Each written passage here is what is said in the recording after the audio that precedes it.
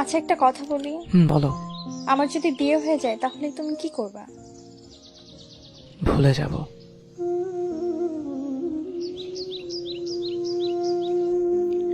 আমি যত দ্রুত তোমাকে ভুলে যাব তার চেয়ে বেশি দ্রুত তুমি আমাকে ভুলে যাবে। কিরকম? মনে করো বিয়ের প্রথম 3 দিন তুমি এক ধরনের ঘোরের মধ্যে থাকবে। শরীরে গহনার ভার, মুখে মেকআপের প্রলাপ, চারদিক থেকে ক্যামেরা ফ্ল্যাশ, মানুষের ভিড়। তুমি চাইলেও তখন আমার কথা মনে করতে পারবে না। আর আমি তখন তোমার বিয়ের খবর শুনে কোনো বন্ধুর সাথে উল্টাপাল্টা কিছু খেয়ে পড়ে থাকবো, আর তার কিছুক্ষণ পর তোমাকে হৃদয়হীনা বলে গালি দেব। আর পরক্ষণে পুরনো স্মৃতিগুলো মনে করে বন্ধুকে জড়িয়ে ধরে কাঁদবো। বিয়ের পরের দিন তোমার আরো ব্যস্ত সময় কাটবে। আর প্রথম সপ্তাহে স্বামী আর মিস্টার প্যাকেটে দুটো হাতে নিয়ে এত শুনে বাড়িতে বাড়িতে ঘুরে বেড়াবে। আমার কথা তোমার হঠাৎ হঠাৎ মনে হবে। এই যেমন ধরো স্বামীর হাত ধরার সময়, একসাথে গাড়িতে চড়ার সময়, আর আমি তখন ছন্ন ছাড়া হয়ে ঘুরে বেড়াবো।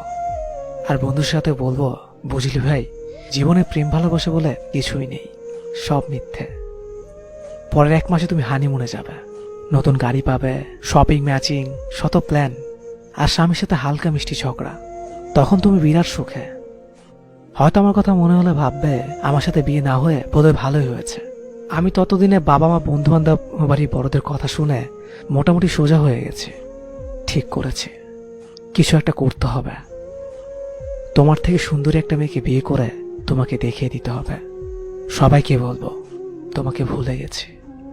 তখনও মাঝরাতে তোমার SMS গুলো বের করে পড়বা, দীর্ঘ একটা শ্বাস ছাড়ব। 2 বছর পর তুমি আর কারো প্রেমিকা কিংবা বউ নেই, মা হয়ে গিয়েছ। পুরাতন প্রেমিকের স্মৃতি, স্বামীর আহ্লাদ, ভালোবাসা, এসবের চেয়েও বাচ্চার ডাইপার, হামের টিকা নিয়ে বেশি চিহ্নিত থাকবে। অর্থাৎ তখন তোমার জীবন থেকে মোটামুটি পার্মানেন্টলি ডিলিট হয়ে যাব। এদিকে ততদিনে আমিও একটা কাজ পেয়ে গেছি, বিয়ের কথা চলছে, মেয়েও পছন্দ হয়েছে। আমি এখন ভীষণ ব্যস্ত। এবার সত্যি আমি তোমাকে ভুলে গেছি। শুধু রাস্তাঘাটে কোনো প্রেমিক প্রেমিকা দেখলে তোমার কথা খুব মনে পড়বে, কিন্তু তখন আদেও শ্বাসটাও আসবে না।